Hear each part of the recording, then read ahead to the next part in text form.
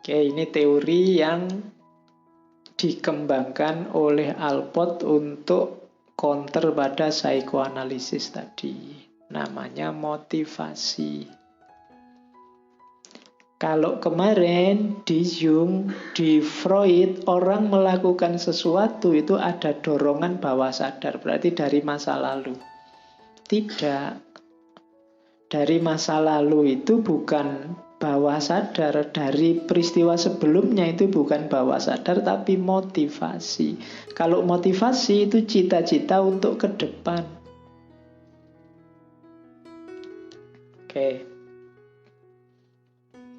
Ininya error lagi.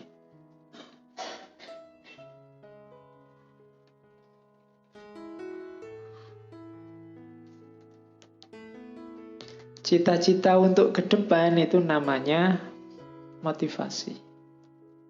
Kenapa kamu kok semangat sekali ngaji sekarang? Motivasinya apa? Biar nambah ilmu, Pak. Ada motivasi. Dan itu tidak bawah sadar. Sadar dan rasional. Ada yang kamu inginkan. Ada harapan untuk mencapai sesuatu. Bukan karena dorongan-dorongan primitif atau traumatik. Kamu ada targetnya. Katanya Alport, kalau itu dorongan bawah sadar, kan tidak ada target ke depan. Otomatis jalan saja karena terdorong oleh masa lalu. Tapi tidak. Orang itu secara sadar dan rasional biasanya punya target-target. Jadi termasuk tadi tipe misalnya, saya itu Pak, pasangan yang saya inginkan, yang bla bla bla bla, misalnya rambutnya panjang, kulitnya putih, tanduknya 2 misalnya. Cita-citamu begitu. Itu katanya Alport itu pasti ada motivasinya. Kenapa kamu cari istri yang cantik kok tidak yang jelek? Itu kan ada motivasinya. Ada targetnya ke depan. Ya enggak tahu alasanmu apa. Ya saya cari yang cantik loh Pak. Kalau dapat cantik sama jelek kan sama-sama membiayai. Kalau membiayai sekalian misalnya itu kan. Sama-sama keluar uang ya mending yang cantik Pak misalnya. Atau loh kamu kok milih yang jelek? Loh iya Pak, saya milih yang jelek kan cari yang awet Pak. Kalau yang ya kecantikan itu kan tidak awet karena besok yang cantik jadi jelek. Nah, kalau jelek kan tidak abadi. Jadi loh, itu kan motif. Jadi ada targetnya ke depan, tidak sekedar didorong oleh masa lalu. Jadi itu motivasi namanya. Jadi pendorong perbuatan kita itu bukan peristiwa traumatik atau kesadaran masa lalu, tapi motivasi. Jadi dan motivasi itu bukan masa lalu, tapi masa depan. Dan itu sifatnya sadar dan rasional, kognitif. Kamu merencanakan untuk menghasilkan sesuatu di depan.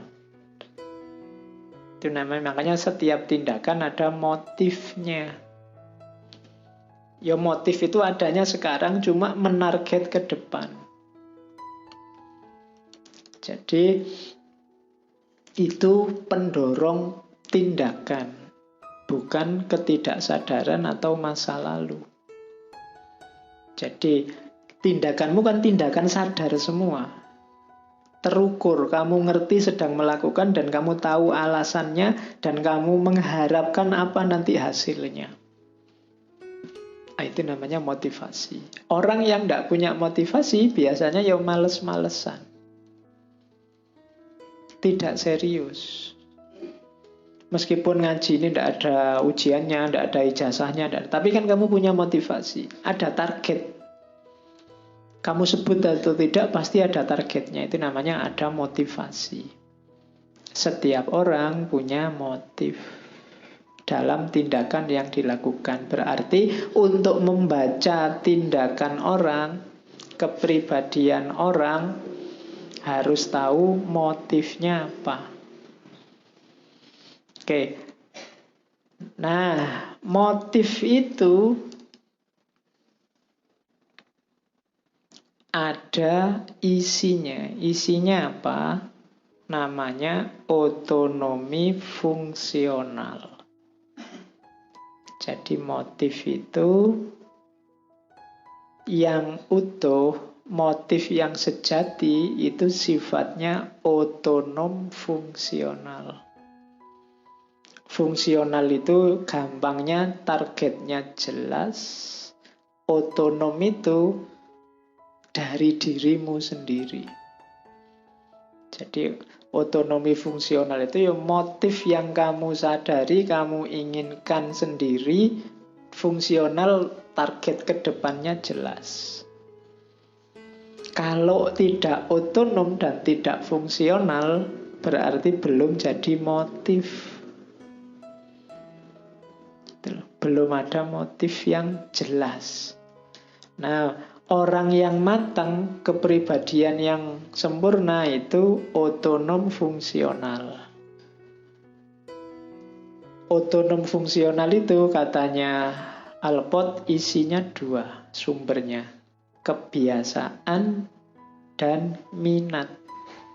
Kebiasaan itu semacam tradisi, hubungan kita sama lingkungan sekitar. Jadi misalnya di situ saya contohkan, kalian hidupnya di lingkungan pemain sepak bola misalnya.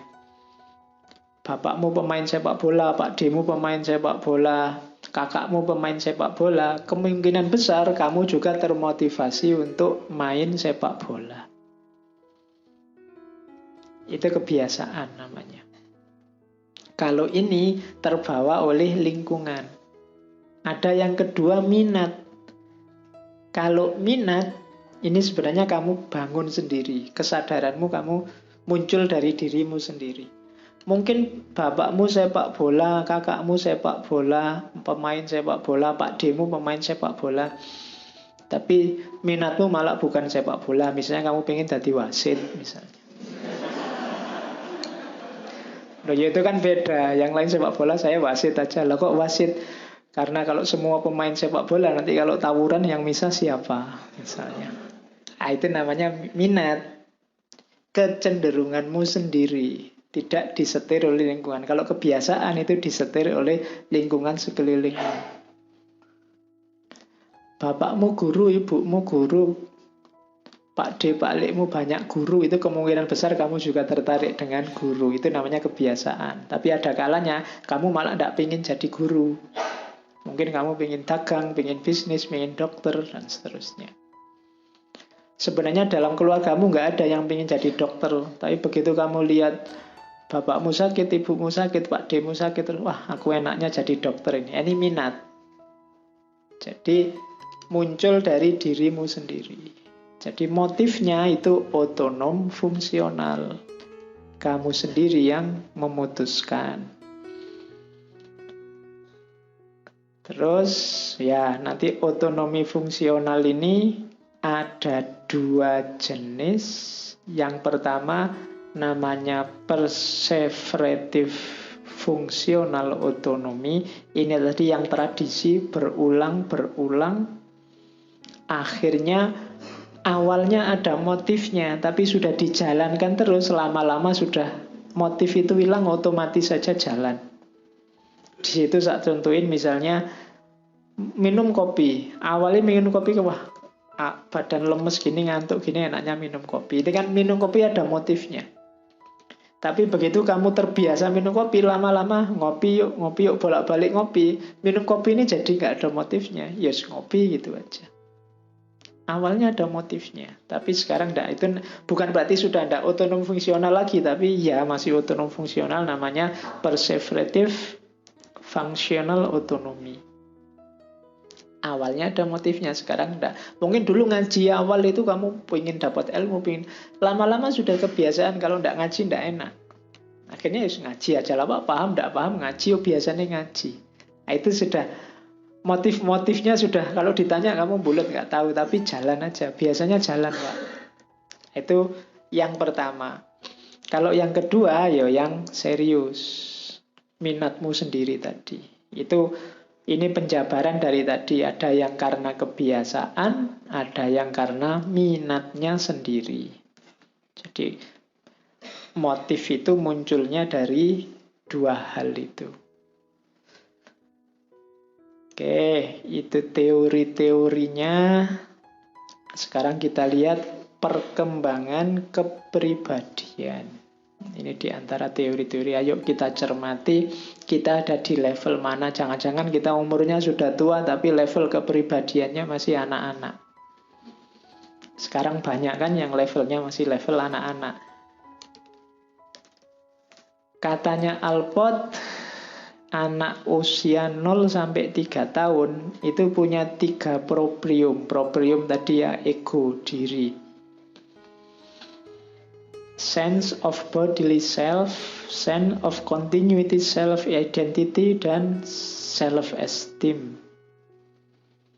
Jadi anak sampai maksimal 3 tahun itu dia mengenali dirinya dalam 3 kesadaran. Yang pertama, kesadaran tentang tubuhnya sendiri. Jadi kesadaran, aku punya tangan, aku punya kaki, aku punya... Nah, itu kesadaran pertama.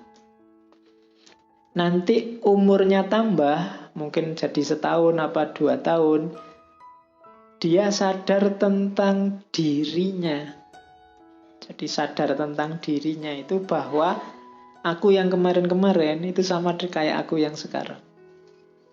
Jadi sadar bahwa aku ini terus-terusan mengada. Itu anak kecil. Kalau tadi kan mungkin usia paling awal dia baru ngerti bahwa ini tubuhku, ini tanganku. Sekarang dia sadar bahwa aku ini ada terus. Dari situ terus muncul yang ketiga namanya self-esteem. Bangga bahwa aku ini ada. Itu level bayi. Jadi kalau isi kepribadianmu hanya bangga bahwa kamu ada, levelmu masih bayi. Jadi kamu masih di level bahwa saya ada. Jadi ya kan saya bilang tadi, jangan-jangan kita merasa sudah dewasa tapi kita masih bayi. Bayi pun yang di bawah 3 tahun. Balita aja kalah, batita. Di bawah 3 tahun. Jadi awas salah. Jadi orang yang egoisnya luar biasa, hanya merasa dirinya sendiri yang ada, dianggapnya dunia sekitar itu ngurusi dirinya semua. Itu levelnya anak umur 3 tahun ke bawah. Yo, itu masih perlu dimomong, masih perlu digendong. Ada lagi naik satu level lagi, 4 tahun sampai 6 tahun. Sampai masuk SD. Dari 4 tahun mungkin PAUD ya, TK. Sampai masuk SD. Dia punya 2 kesadaran diri, 2 proprium. Yang pertama adalah sadar yang selain dirinya. Oh, itu ibuku, itu mainanku. Jadi mulai menyadari kehadiran yang di luar dirinya yang juga harus perlu dipertimbangkan. Kemudian mulai punya gambaran diri. Biasanya dia punya ideal-ideal. Kalau dia sering nonton TV, mungkin idolanya ya aktor-aktor TV. Dia punya self-image. Nonton bapaknya luar biasa, mungkin bayangannya wah, kayak bapakku itu. Mulai main idola-idola. Nggak salah, cuma orang dewasa yang bisanya self-image, mengidentifikasi, mengidolakan diri dengan sesuatu yang dia idolakan, itu levelnya level PAUD apa TK. Jadi dia membangun citra dirinya dengan kesadaran, gambaran-gambaran ideal yang dia miliki. Kalau anak kecil sih superhero. Saya tidak tahu idolamu siapa sekarang. Kalau kamu mengidolakan seseorang, sesuatu, macam-macam, itu sebenarnya kamu ada di level ini. Tidak salah, cuma kalau hanya itu hidupmu, ya kamu benar-benar balita. Ya, di bawah 5 tahun. Oke. Naik kelas sedikit umur 6 sampai 12 tahun, ada satu kesadaran lagi yang naik, yaitu self as rational cooper. Jadi kemampuan berpikir rasional. Jadi mulai realistis, mulai bisa memahami dirinya, lingkungannya secara rasional. Itu anak SD. Makanya sudah mulai bisa dikasih pelajaran-pelajaran. Akalnya sudah mulai jalan sempurna. Jadi ini anak usia 6 sampai 12 tahun. Di atas 12 tahun usianya remaja. Kalau anak SD itu berpikirnya ya sekarang hari ini, orang anak remaja itu sudah mulai berpikir ke depan. Sudah mulai bisa merencanakan. Sudah mulai besok mau jadi apa, yang akan datang mau jadi apa.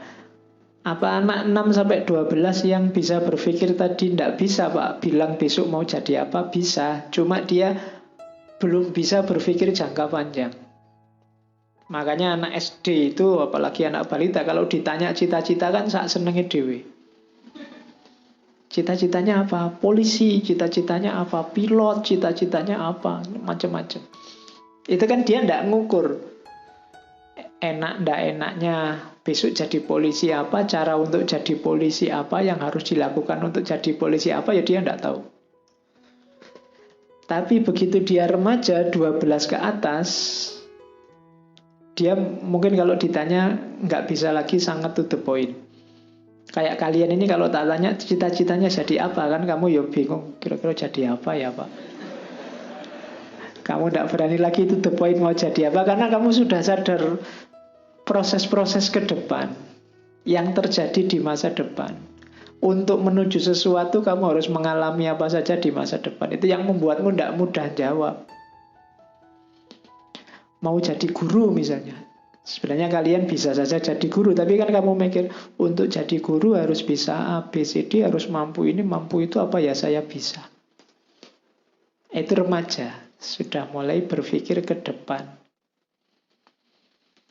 Makanya ini kan mulai pacaran-pacaran, mulai itu kan usia ini, karena dia berpikir ke depan. Harus mulai besok punya istri kan, punya keluarga kan, punya itu. Mulai berpikir ke situ. Meskipun hari ini banyak juga anak-anak SD itu bahas pacaran. Cuma kan dia gaya berpacarannya tidak berpikir ke depan, pikirnya senang-senang sekarang, niru yang di TV-TV. Beda urusannya. Nah, manusia utuh sempurna itu manusia dewasa, self as knower. Jadi yang sudah kenal dirinya sendiri secara utuh, semua proses dari kecil sampai dewasa tadi ada. Iya, dia bisa mengidentifikasi diri, punya kebanggaan diri, tapi tidak cuma itu. Dia juga bisa berpikir ke depan, dia juga punya ideal-ideal, punya contoh-contoh yang diidolakan, tapi bisa mengelolanya secara rasional, secara bertanggung jawab. Ini orang dewasa. Jadi perkembanganmu harus runtut di situ. Ini namanya perkembangan kepribadian. Step by step, berkembang selangkah demi selangkah.